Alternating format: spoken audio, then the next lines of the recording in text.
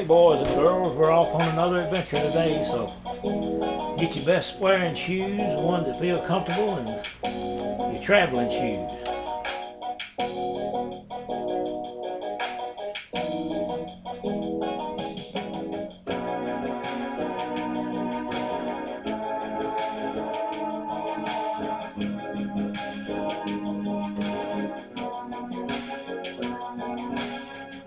Get your walking shoes on and get ready to go. Get my hat, my whip, my Discover card,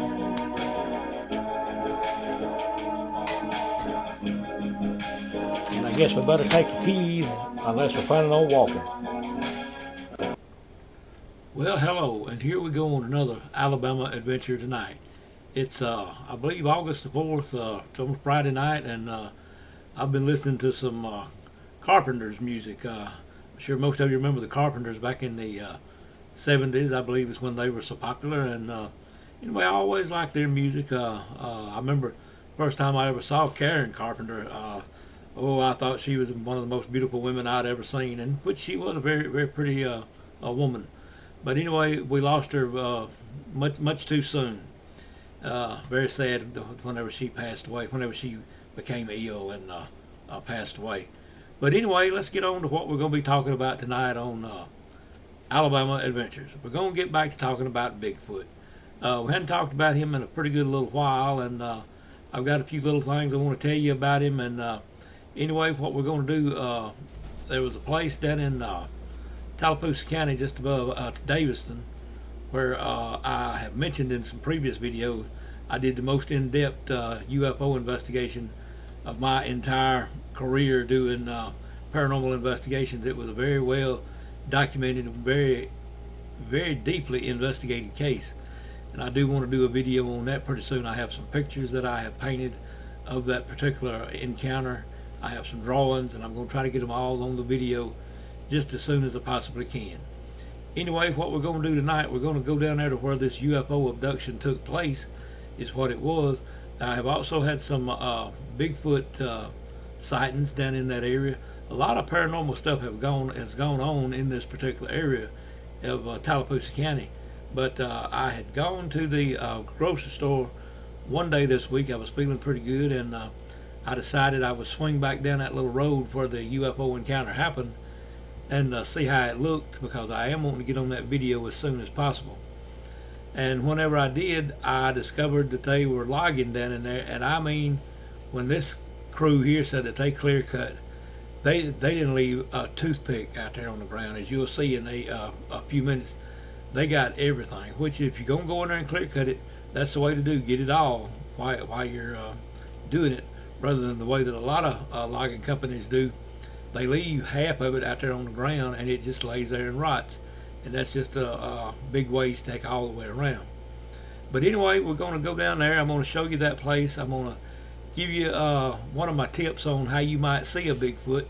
We're also going up to Wood Knock Holler.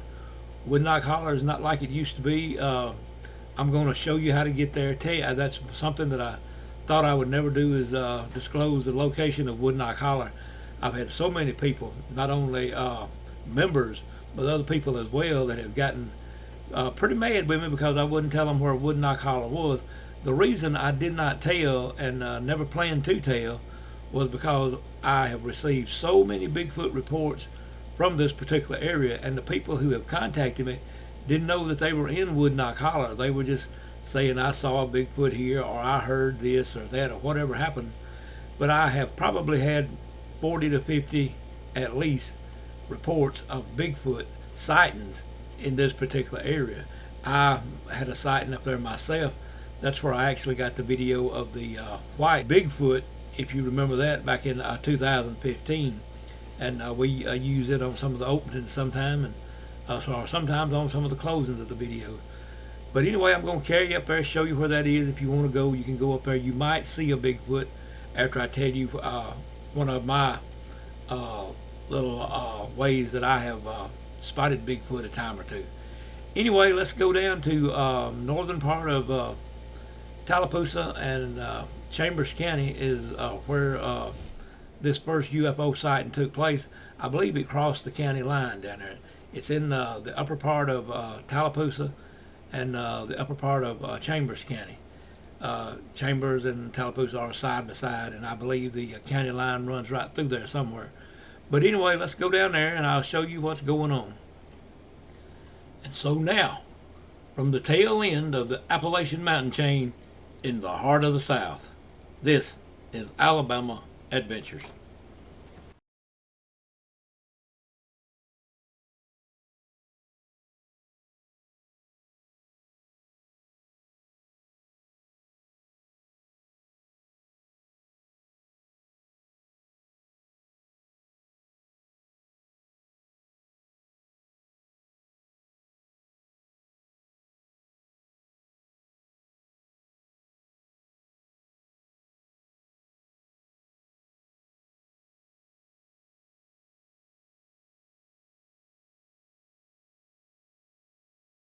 Okay, now we're on location over here on in the northern part of Chambers County, and I have done several videos lately about all the paranormal stuff that's going on over here, and I guess that's why all of this has just gotten logged today. I was through here just a few days ago, and the forest was exactly like it was. This is the road right here that I have mentioned in a video here a week or so ago. The biggest UFO investigation that I ever did was done along this road. Now, a lot of the woods has been cut, and I want you to look at this because I have something else to tell you. I'm not worried about the environment anymore, but the woods have been completely clear cut, as you can see right down through there, and right over that little hill or mountain that goes way back in the woods, as you can probably tell. But anyway, what I want to tell you to do is whenever they get into a place like this logging, when they're clear cutting as much as they have right here, what you need to do if you want to try to see a Bigfoot, because that's exactly how I saw the one at Wood Knock Holler, the white one that I've got the video on, and there could be a Bigfoot roaming around out there right now. Whenever they cut the woods like this, see, whenever Bigfoot comes back through here making his rounds every day or every night, whenever he does, he doesn't realize probably that they have cut these woods. All of them don't. Now, some of them that were living in here would know the woods were cut. But anyway, you might see one following an old trail out through there. As I said, that's exactly how I got the video of the white one up in Clay County. This is the northern end of Chambers, as I said, where a lot of UFO, a lot of paranormal activity has gone on. But if what do is get you a pair of good binoculars and just keep them with you. And when you run up on a place like this, as it's just been cut like today, just sit here a while, and you're liable to see one. You need to get here about 2 or 3 hours before dark, and just keep an eye out down through there. And you never know whenever you might see some movement. But that was what I wanted to tell you. One way that you might get to see a Bigfoot is to find where they have clear cut and get in there as quickly as you can and start looking with a binocular. You might see some type of little movement out of the corner of your eye or something, and that could very well be one, because that's what happened with me. I didn't know I even had one on video until I got home that night and downloaded the video, and that's when we found the white Bigfoot. So anyway, I'm going to get on along, because a lot of this has been cut. Over that hill has been cut a long ways down through there. Okay, I've come on around to the back side of this where it was clear cut today. I hope the sun doesn't get in the viewfinder too bad. I just wanted to let you see. You can sit in places like on the right away of the road, and there's nothing anybody can do or say about that. And just sit there with your binoculars and watch along the tree line over there. You never know where their trails were out through here, and it could be that one possibly could come walking down through that old trail that's got done away with today. Okay, so now let's leave Tallapoosa and Chambers County, and we'll head north up to Clay County. What do is find Lineville, Alabama, which is in Clay County on Highway 49. Lineville is at the intersection of Highway 9 and Highway 49. I believe, if I'm not hadn't got my directions mixed up, and I have been known to do that a time or two. But anyway, if you will go south on Alabama Highway 49, you will find it. Whenever we get to the video in just a moment, I'll tell you a little bit more of how to get there. Anyway, just be looking for 49 south from Limeville. And let's head off to Wood Knock Holler. Okay, here we are. Out today, kind of on location. We're headed to Wood Knock Holler. I want you to see Wood Knock Holler. This probably the last time. It looks like everything's just about gone from up there. But anyway, I want to go show it to you right quick, and I'll show you where it is. Okay, now as you're coming down Alabama 49 south, you'll come to a road. You can't see it right now. There's limbs hanging over the sign out there, so anyway, you can't see it. But you'll come to Bluff Valley Road, and you want to make a left turn on Bluff Valley Road and go down here just a little ways to where I have tried to keep a secret for several years, where Wood Knock Holler was, but there's no longer any use to keep the place a secret. Now, as you're coming on down Bluff Valley Road, you're going to come past this little church, Mount Carmel Christian Church. Try to give you a quick shot through the car there. But anyway, just as you come past it, it's about from Highway 49 down to where we're at now is about 3 miles. And then there's a little cemetery right out there. Don't know the name of it, but anyway, right here we're now entering Wood Knock Holler.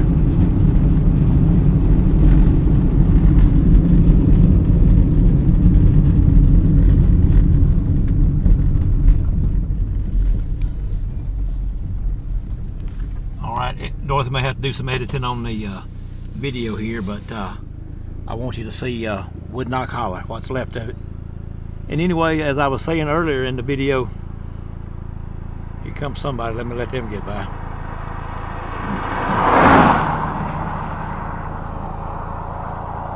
As I was saying a little earlier in the video, if you want to try to see a Bigfoot, you could come here, or I'm sure there's not any here now, the way this has been massively logged. But anyway, that's why I'm telling you where it is. I've always kept places like this secret, but anyway, there's not much to keep a secret here right now. I'll try to swing on around there a little bit to let you sort of see what we're looking at. Right along that ridge right in there would have been where I got the video of the white Bigfoot, if you remember that from several videos back now. But what I was going to say is, if you would come to a place like this where it has just been logged within about at least a week, you might sit here late in the afternoon with some binoculars, watching the ridge line, watching the top of the hills over there, well, any of it really, and you might see some movement in there somewhere, and it could be a Bigfoot using what's left of the old trail until they actually realize that it won't take them long to realize the trees are gone, but they still might come back through that trail, roaming around searching for their home or their hunting ground or whatever. But anyway, let me go right on down here and I'll get a little bit more of Wood Knock Holler. Okay, here's a little bit more of it.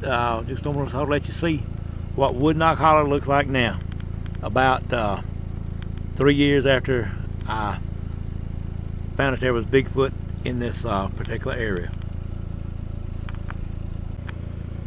And as you can see, a lot of wood has been let go to waste out there that somebody would probably be glad to get this winter for firewood.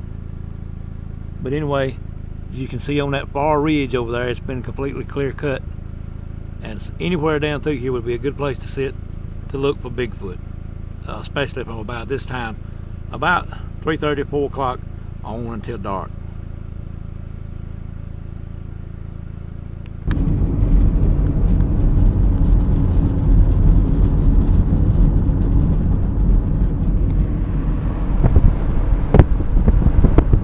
No, this is not the best videoing in the world, but anyway, just sort of trying to do the best I can where you can see what Wood Knock Holler now looks like.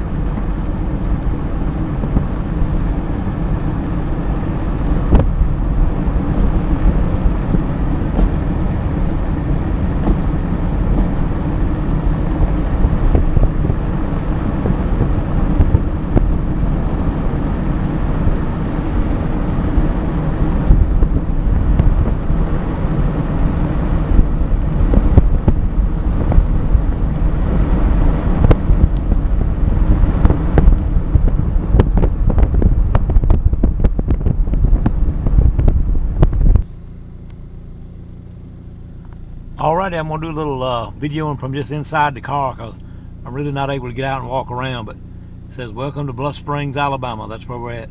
Bluff Springs is at the intersection of Bluff Springs Road and Bluff Valley Road. That's where we're sitting. And also here at the intersection is part of Wood Knock Holler Forest. Let you see a little bit of it right quick. There's another trailer back in there behind it, but I'm not going to pull on down there. And right over here, these are the logs and the trees that were Wood Knock Holler, where I know over the years, well, just in the past few years, since I made the video of the white Bigfoot down here, I know that there have been at least 50 reports of Bigfoot sightings in this particular area.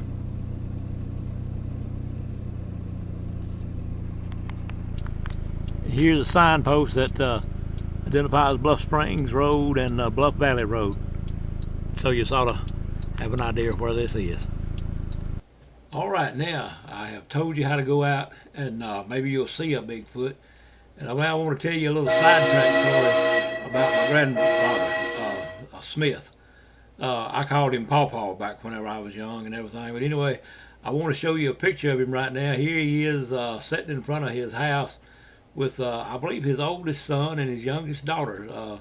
Photographer came by that afternoon, and that's the way things used to be. You didn't have cameras and cameras on your phone and video cameras like we do now. You had to wait till a photographer came around, and that's when you got your pictures made, and you tried to sort of be ready for whenever they came around. I think this photographer just came by and sort of surprised them because he was in his overalls and his cowboy hat.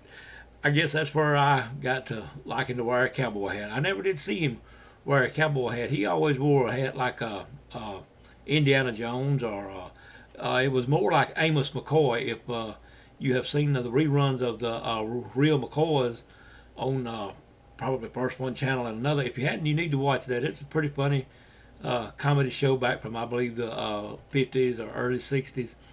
But the way that Amos McCoy wore his old fedora hat is the way that my granddaddy, or Pawpaw, wore his. He pushed the top out to where it'd be round top, and then he sort of pulled the brim down in his face like around the edges.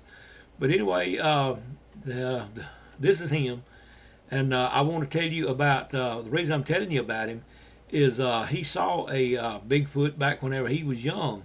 Now, when he told me this story, we didn't know what a Bigfoot was. Of course, he had never heard of a Bigfoot. He called it a Wampus. Wampus was what old people call this thing. And I remember him talking about Wampus from time to time. And I asked him one time, I said, "What is a Wampus?" And he said it's a giant monkey.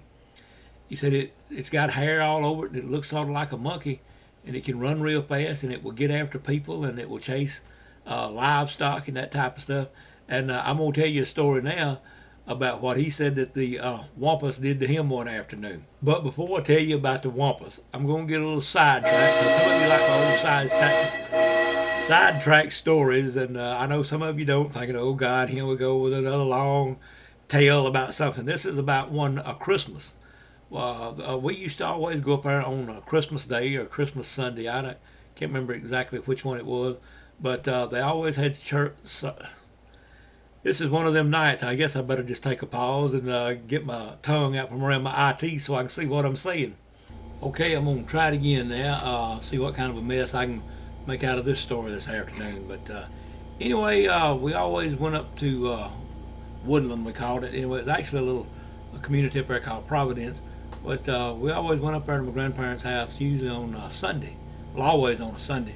Sometimes we'd go like on a Saturday or other times, but we always went on Sunday, and a lot of times we would go to church. Most of the time we went to church down there. There would be several of us that went, and some of them wouldn't go or didn't want to go that particular Sunday or whatever. But grandparents' house was about just 50 to 70 yards from the church, and we all walked down the driveway to the church and go to church when we went down there. But on this particular Christmas morning, it was cold. I mean, it was freezing. I don't ever remember the weather being as cold as it was that morning. I was pretty young. I was 15 to 17, somewhere along in there. And we had gotten up there about 6 o'clock this morning. And I mean, it was cold. The wind was blowing. Their house was up on top of a very tall hill. We always referred to it as a mountain up there because you could see for miles and miles whenever you were sitting on the porch up there. So I think it was a mountain was what it was. But anyway, the wind was coming across the top of this mountain, going through the barns and around the barns and the corner of the house and everything. And you could just hear it whistling up there every once in a while. It was so cold this morning. You couldn't stay outside. You had to stay in the house. And it was a Christmas day. And there was 4 fireplaces in this house that was what kept it warm. And they had all the fireplaces going. I mean, they were raging that day. They were continuously throwing wood. Or after we opened up Christmas presents, I remember my granddaddy, well, Pawpaw, what I always called him, but I remember him taking a lot of the Christmas wrapping paper and putting in an old wood heater. And I mean, that thing got hot in there. It got so hot people started getting out of the room. But that paper just got it a whole lot hotter than what the wood was. It didn't last just for a little bit. But anyway, I know I'm wandering and getting off on some other stuff, but I just want to tell you this so you'll kind of relive that Christmas day. It was a very special Christmas day to me up there, so that's why I'm trying to go into as much detail as quickly as I can. Now anyway, I refer to my grandparents now as mountain people, which I'm very proud of that they were from the Appalachian chain and mountains and that type of stuff. They were just simple country people. That's all you can say about them. Nothing to be ashamed of, and I'm certainly not ashamed of them. Very proud of them. Very proud of the Appalachian Mountains and the people that I know that live in the Appalachian Mountains. But anyway, on this particular Christmas morning, we got there pretty early. We got there about 6 o'clock. I scratched my nose a while. Anyway, we were all dressed in what we used to call back then our Sunday go-to-meeting clothes, because we knew we were going to go to church on this particular Christmas day. So we were all dressed up. I had on a suit and tie and everything. Dad did. My mother had on a very nice dress. Everything. We were, as I said, we were planning on going to church that morning. But anyway, when we got there, as usual, my grandfather, he wasn't dressed in a coat and tie. He always wore his overalls and an old flannel shirt in the wintertime, and brogan shoes is what we used to call them. They were lace-up ankle boots is what they were, but he always called them brogans. I don't know exactly where that came from. I guess that's some Appalachian terminology or whatever, but anyway, that's what he was wearing, and of course he had on his old hat that I was telling you about a little bit earlier and everything. And when we got there, I went around with him and we threw some old wood in the fireplaces to keep the house good and warm while he was gone. And I found out that he was going to check his traps. Now he did farming in the summertime, and then in the winter he trapped animals like quail and rabbit and possum and just all type of stuff would get in the traps out there. Some of the stuff we'd have to let go that you didn't eat, like a fox. Sometimes he would be caught a fox when we would let the fox go. But usually if we had something like a quail in his bird traps, we always got those out because those quail were very good to eat. Not sure exactly how my grandmother picked it. I think she fried them.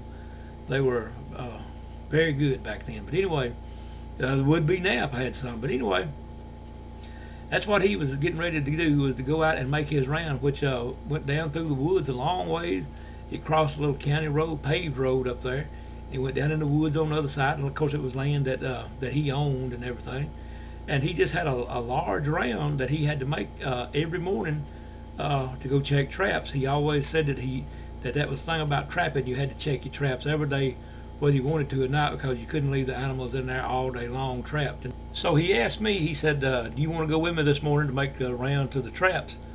And of course, which I did, but that's what I told him. I said, I don't have any clothes to wear. I said, I can't go out there in what I've got on, because it was my suit and everything like that, and my Sunday shoes, we used to call them, that type of stuff. He said, well, you just put on some of my clothes, and said, if you want to go, said, come on with me. So that's what I did. And he went back there in his bedroom and of course got me out a pair of long handle underwear was what we called it. A thermal underwear is what it's called now. And I put those on, and he had an old pair of overalls that had been worn for a long time, very soft, very comfortable, and put those on. He had a flannel shirt, a put that on and a pair of his old boots. I didn't particularly like the boots, but those clothes were the most comfortable clothes I believe I had ever worn, because he had worn them over the years and kind of wore them out and got them softened up. They'd been washed a lot of times and that type of stuff. And anyway, he gave me one of his old hats to put on, because you had to have a hat that day because it was beginning to mist, not rain. It was sleet. It was just so cold that day. It wasn't coming down real hard, but it was coming down sleet. It was ice cold. As I said, I have never been in weather that cold. You just couldn't get outside hardly that day. But he and I got all bundled up with gloves and everything, and of course we got his sack that he put the game in, or a poke as they called it back in the Appalachian Mountains. But anyway, he and I went down to the traps where we did get some birds and some other animals that morning that had gotten trapped. And I guess it was because the weather was changing and getting cold, was while they were on the move hunting something to eat or whatever. But anyway, we made a circle on back through the woods, and as I said, we were supposed to go to church that morning. I guess it was because we had so much stuff in the traps, and it took time to get them out and everything, and get them in the little bag that he had and everything.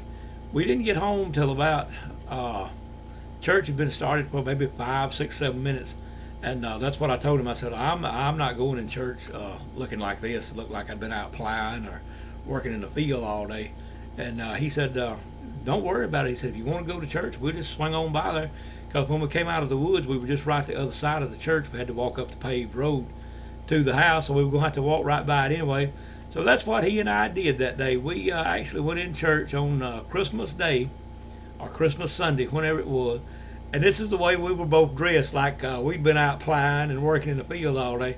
We didn't walk through the church. Whenever we went in, we just slipped in and sat down on the very back pew back there. And then after it was over with, gosh, my mother raised Cain all afternoon that evening, the way I looked coming in church up there. But there was a lot of the older people that come back there and talked to us after church was over with, and said that the way we came in looking reminded them of back in Depression days, Hoover days, that type of stuff is what they called it. Whenever that was all they had to wear to church, and they didn't have clothes that they could dress up in, because they were so poor, especially people in the Appalachian Mountains were always known for being poor people, hard working, and that type of stuff. And my granddaddy had a big laugh about it. Of course, like I said, my mother did, and she raised Cain. She said whenever she looked around and saw us come in, she could have got under one of the pews. And I'm surprised that she didn't. After church, the rest of the family kind of went on ahead and left me and him kind of behind the walk together, because we looked like a couple of hobos walking up through there. But that was okay, because I had a great time being with him that day. And we got back up to the house, and I remember my dad saying everybody was coming in for Christmas, would be opening presents and eating dinner in a little bit. Didn't I want to go back there and change clothes? And I told him no, sure didn't. I had never been so comfortable in clothes as I was that day in these old wore out overalls and a flannel shirt. And so anyway, I just kept them on all day up there, and everybody had a big laugh whenever they come in. Of course, my grandfather, or Pawpaw, should call him Pawpaw all the time. That's what I always called him. But anyway, that was what he wore all day, and that's what I wore all day. So everybody had a big laugh about that when they come in. But anyway, we did have a very, very special Christmas that day. And then I remember we had a big dinner. We always had a big dinner up there. And my grandmother and my aunts would, well, my mother too, would always cook just everything whenever we got together, like on Thanksgiving or Christmas. You had beans and peas and just potatoes fixed 2 or 3 different kind of ways, fried squash, fried okra squash, just magnificent meal. And it'd have 2 or 3 kind of meats up there on days like that. You'd have some kind of beef, you'd have some kind of pork. And I'll tell you this little story. It didn't happen this Christmas Day. It happened another day.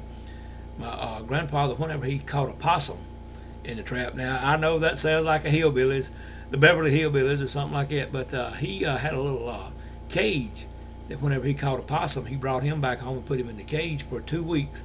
and would feed him some kind of feed. I'm not sure if it was cat feed or dog feed or what it was, but I remember a time or two after I got my license, carrying him down to the feed store, hardware store. It was all combined back then up around Woodland. And he would buy some kind of feed that he kept for possums. And he said that you wasn't supposed to eat a possum just whenever you first got it and brought it home and cleaned it or dressed it, whatever you want to call it. He said because there's no telling what this thing had been eating, eating an old cow that had been dead for no telling how long or whatever. That when you caught a possum, that you put him in this little cage. Of course, he had water and stuff in there for him. And you kept him for 2 weeks to get him cleaned out of what he had been eating, and you fed him something good, like I don't know, it might have been rabbit feed or some kind of animal feed. I can't remember exactly what it was, but anyway, he kept him up for 2 weeks, and then that's when he would kill the possum, dress it, and they would eat it. But one Sunday we went up there, and my grandmother was always pretty good to joke around and stuff like that. Although she was very old, she was always joking about something. And this he had killed a possum earlier that morning and wanted her to bake this possum. So I know that this episode is sounding like the Beverly Hillbillies or something like that. But anyway, I'm just gonna go on and tell you anyway. But rather than baking the possum the way that she normally did, she had it in a platter, like with a cover over it. And if you've watched How the Grinch Stole Christmas, whenever they're having the big feast or whatever there, I can't remember who all was there, but one of them lifts the pot lid off of the roast beast, whatever that was supposed to be. That's what that reminded me of. Whenever she set this on right in the center of the table, and we were all sitting down. There was several of. They always had a big round table in there, and it had a Lazy Susan in the middle that you put the food on, and then you just turned the Lazy Susan and you just dipped out what you wanted. But she had this big tray with a dome top on it, and he was asking her, did she forget to cook that possum? Because he really liked possum. Of course, he came up in the days whenever the Depression and that type of stuff was going on, and people were just very lucky to get whatever they could find to eat back then. And I guess if trapping and farming hadn't have been something that they could do, they would have probably been in one more mess, starved to death, I guess, up there. But he always had a big garden, big fields of corn, and just all kinds of vegetables. And then he went out and hunted the meat, mostly that they had. They did have pigs and stuff like that they raised. But most of the meat just came from hunting, especially during the winter. And when she took this lid off of the tray or whatever you call it up there, she had cooked this possum that looked like the roast beast in How the Grinch Stole Christmas. She had this possum laid up there like you would cook a pig sometime. And I guess it was a crab apple or a small kind of apple or whatever she had in this thing's mouth. And he was just thrilled to death, and everybody was laughing about it. That this thing looked so funny. Up there that they'd never seen a possum cook like a pig with an apple in his mouth. And of course, my grandmother had a big laugh. Everybody else did. Anyway, Pawpaw was just thrilled to death that this thing was cooked like it, because she had cooked it with potatoes, Irish potatoes, on the side or around it. She had sweet potatoes, and what looked like candied apples was all around this thing. And he would just had a great meal that day. Anyway, wanted me to try a piece of the possum to see if I like possum. I didn't particularly want to do that, but he just sort of had a way asking and telling things. Well, go on and try it. See if you like it. You won't never know if you like it till you try it. So I went on and actually got a piece. The only thing about possum, it was real. It had a lot of fat on it, and I pulled the lean meat out from around the fat and tried it, and it actually tasted like pork to me. Was what a possum. I only ate that one bite, and I don't want any possum today, but just the way they look. But it actually tasted like ham or pork. But anyway, getting back now to the Christmas day up there, whenever I had on his old clothes and everything, and we didn't get to go home that night. Late that afternoon, after we opened gifts and stuff like that, around about 2 or 3 o'clock, the bottom fell out, and it snowed and snowed up there. And I remember sitting over there next to my grandfather and looking out the window. He always had a rocking chair that he kept by the window, and it was pretty much in close in front of the TV because there was some certain shows that he came on, especially Perry Mason. And whenever Perry Mason was on, you had to be quiet. You couldn't be doing nothing. You had to listen to that show because that was his favorite show. But anyway, I remember that he always sat in front of that window in a rocking chair, and I remember going over there, sitting down beside of him, and we watched it snow that afternoon, and it didn't take it but just a little bit till the ground was covered, and it got a pretty deep snow that afternoon. I don't remember exactly how deep it was, but I do remember some of my aunts and uncles and cousins that lived over in Georgia, up around Atlanta and Jonesboro, back up that way, that as soon as it went to doing that, they got out. They got in the car and took off home, afraid the roads would freeze over and they couldn't get back home that night. But several of us just decided we wouldn't try to come back. We didn't have very far to go, but we just decided that we would spend the night up there, and that was exactly what we done. And I remember Papa saying while snow was falling, and I have heard that since, that snow that falls on Christmas Day is magic.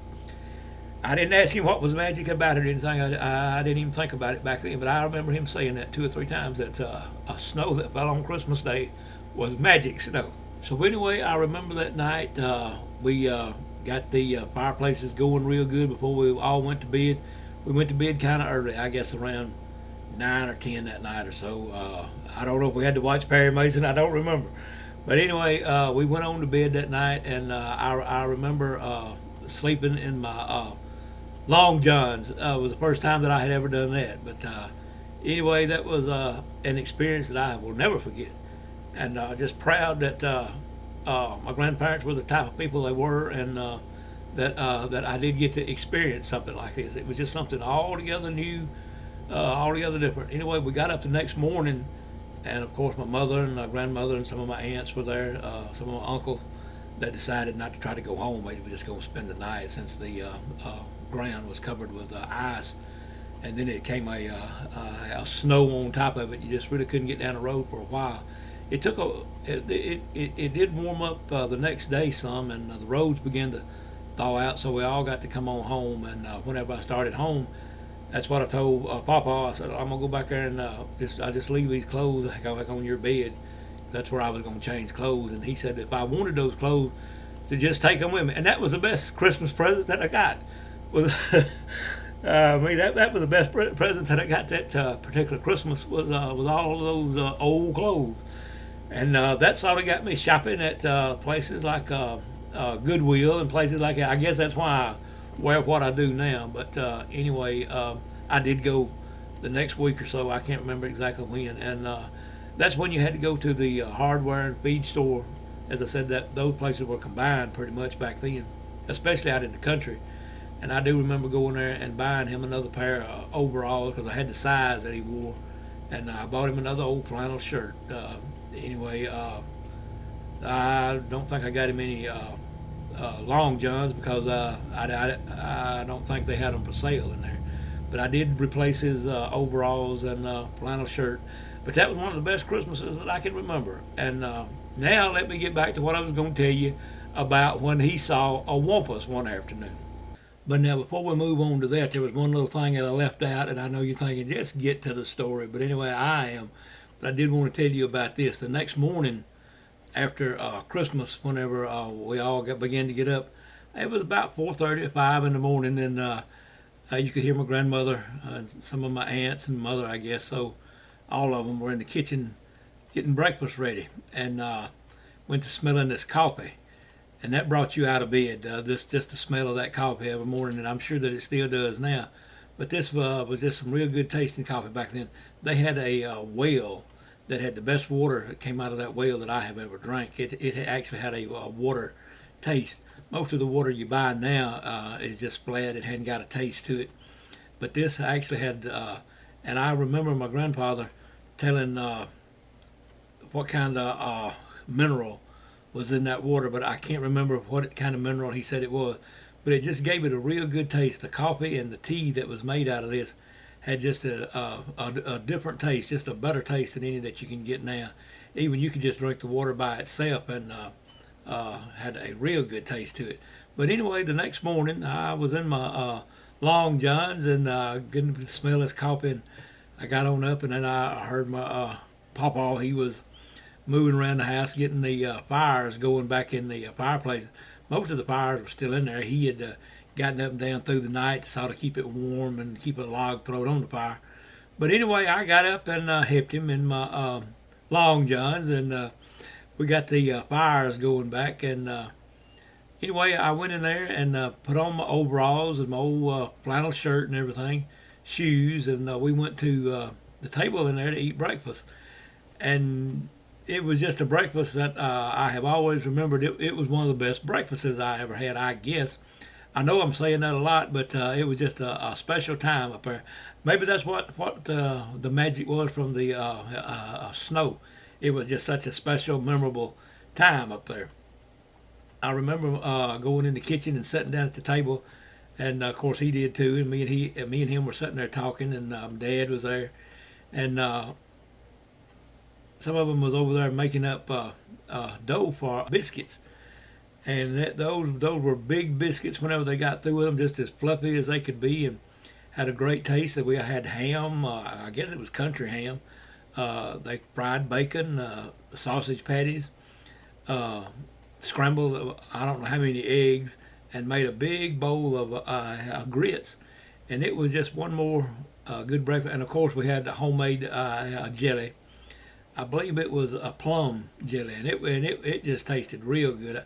I can remember helping over the summer, going picking the plums that we actually made this jelly out of, and it was just real good. Anyway, it was one of the first times. I never did care too much for coffee, but this smelled so good that morning that that's what my granddad said. He said, you need to go and get you a cup of coffee like all the rest of us.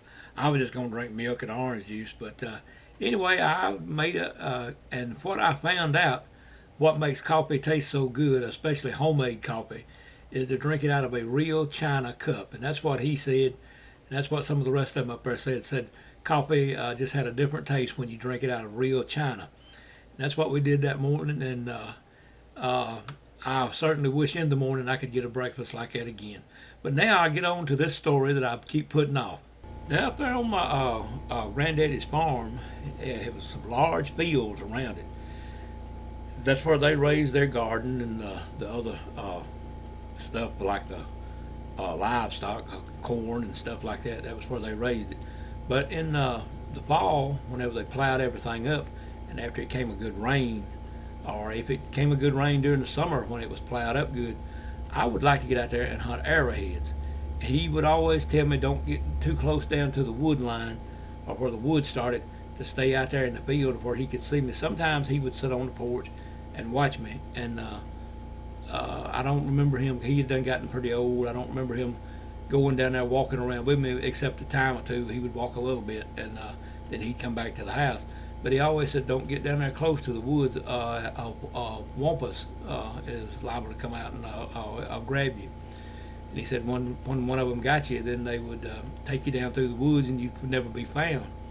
So that kind of bothered me because I was young, but I sort of thought at the time that he was just making this up, as sometimes old people do to kids and stuff like that. They tell them stories like that. But I do believe now that the old man was very serious about what he said. I remember a time or two that he said he had heard one like the week before when it would come out, I guess the howls or the yelps or whatever. And he said he had heard one down in the woods. And I can remember a time or two, maybe more than a time or two, but I can remember going to hunt arrowheads in the field out there. And he would sit up there on the porch with a rifle to where he could watch while I was down that way. And if I started getting too close to the woods, he'd go to hollering and waving his arms, and we'd get back up there toward the house to where he could watch me. Wampus was liable to get you down there. So, but anyway, what happened to him one afternoon? We were talking about a wampus one day, and he said one day when he was young that he was riding in his buggy. Now that's all they had to ride in back then. They didn't have cars Well, a few cars, I guess, were coming along as he got a little older. But he said he was off in his buggy and had a horse that was pulling the buggy. I think he was going to see my grandmother or grandmother to be or whatever that afternoon. But anyway, he said as he was going down a dirt road, and he used to show me the dirt road that he went down, which was a dirt road. It was just right up the road, just a little ways, and it turned back to the left. And I'm not sure where it went back down through there. I've been down a dirt road a time or two, but there's some other communities up there that I might could mention, and some of the people up around Woodland will know exactly where I was talking about. But he says as he went down in this hollow toward a creek that he thought he had heard one earlier as they were coming down this road. He said he thought he had heard one. But anyway, he wanted to go on over to see her and everything. They weren't married yet. And he said as they neared this creek that this Wampus jumped out in the road and did the yelp about 4 or 5 times. And he said it just scared the horse to death. Said the horse reared straight up and turned back around and took off running, and said he was trying to get the buggy and the horse to stop. Said but the horse did not stop until they came about 3 or 4 miles back up this, of course, all the roads back then, I guess in the early 20s or somewhere along in there, or maybe before the 20s. I believe he was born in 1898, I believe. So anyway, somewhere along there when he was a very young man, he said this thing run about 4 or 5 miles home, and he could not get it stopped until it went in the barn. And said he went in the barn, buggy and all, that afternoon. But he said this Wampus, which looked like a giant monkey, covered in hair, and he said it was a kind of a reddish brown, so that's typical Bigfoot. He said this thing jumped out in the road, and he said he guessed it was going to attack him or the horse or something, but said the horse didn't give him time. Said as soon as this thing yelled about 4 or 5 times doing the hoop, he said the horse, as I said, turned around and went back home. No way in the world to get it to stop. So that was one time whenever my grandfather, I believe, encountered a Bigfoot. Well, okay, I guess I'd better bring this video on to an end. I don't want it to get real long. I like my videos to be somewhere between 30 and 45 minutes long, so I don't want you to get bored while you're sitting here watching them and everything. But I had another Bigfoot story that I had received here a while back. While I was gone, I received the story through email, and then after I got back home, the people that had it to sent me their phone number and wanted to talk to me real bad. They were very upset and weren't really familiar a lot with Bigfoot. I don't believe. They said they really didn't believe in Bigfoot until this encounter happened. Now this encounter that I wanted to tell you about, and I'll tell you about later in another video, happened up in DeKalb County. And you know about DeKalb, it is a very paranormal county. It has everything from UFOs to Bigfoot to ghosts to phantoms, just all type of stuff up there in DeKalb County. These people were at a little, well, they were staying at a campground, and they had a Bigfoot encounter. And as I said, I won't go into that because I'm afraid the video will get a little bit long. I'll tell you all about it on another video pretty soon, and I'm sure I'll have another one to go with it. Maybe not from DeKalb County, but from somewhere here in Alabama. Anyway, as I always do, I'd like to tell you that the Alabama Bigfoot Society is run completely out of pocket. And if you are in a position to where you can and where you would like to make a donation, that would be very much appreciated. All you need to do is to go to our website, which is alabamabigfootsociety.com. That's all one word. And there on the front page, you'll find a place where you can make that donation. We also have caps and t-shirts and patches, some other stuff on the items for sale page. And you just go over and check it out. You might find something that you just cannot live without. You just got to have. I would appreciate it very much. But anyway, as we bring this video on to a close, if you like this video, I hope you give us a like. If you like what we're doing down here with our paranormal investigations, not only that, our now Roman rural Alabama, checking out some of the old towns and stuff that are dying out or have died out, doing a little history on that. If you like that type of stuff, hope you'll subscribe to the channel. And with all that being said, I guess I'll be looking for you next time on the next Alabama adventure. And may the Great Spirit always walk close to you in your circle of life.